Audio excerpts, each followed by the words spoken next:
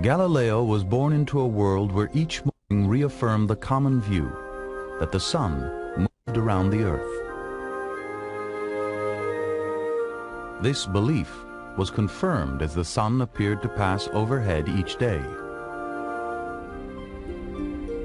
From ancient times, astronomers had tried to account for the observed motions of heavenly bodies by assuming that they were attached to transparent crystal spheres, rotating sphere within sphere.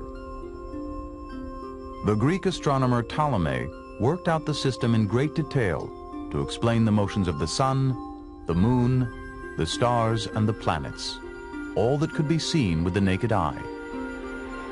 At the center of Ptolemy's intricate system sat the Earth, solid and unmoving.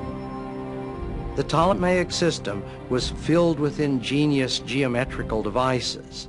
It made it possible for people to compute where the planets were to be, and this was useful, let us say, for astrology.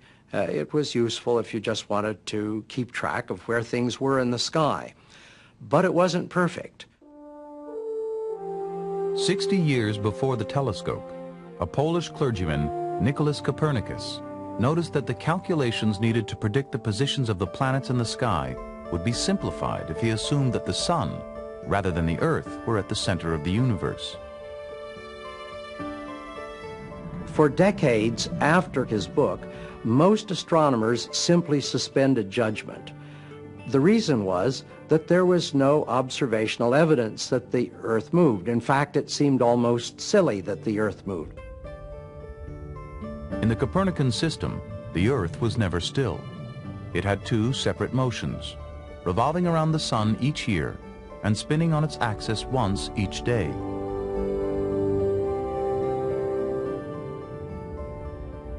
The thing that Copernicus suggested just made him really the laughing stock of Europe, because he was saying here is the Earth is actually whizzing round at a huge speed, about 700 or 800 miles an hour. That's just going round on its axis, and in addition it's going round the sun at about 30 miles a second. I mean, they were saying this is just absolutely ridiculous. I mean, look at the ground, it's as solid as you can see.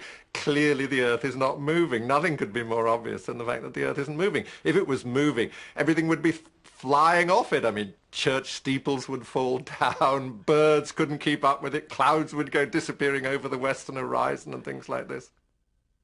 Galileo had read Copernicus and already suspected that the Copernican system was correct. But even with his telescope, he did not see a way of proving that the Earth moved around the sun. For him, demonstration was the mark of science. For something to count as a scientific claim, it had to be demonstrated. It had to be conclusively shown to be the case. Anything short of that was called conjecture or opinion.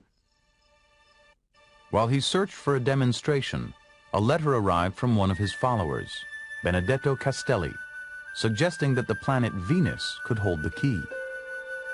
My dear Galileo, if Copernicus is correct, and Venus revolves around the sun rather than the Earth, it is clear that she would be seen not unlike the phases of the moon, sometimes as crescent and sometimes not. Pray tell me, if with your wonderful telescopes you have noticed such an appearance? To the naked eye, Venus was just a point of light, but through his telescope, Galileo saw the planet as a disk.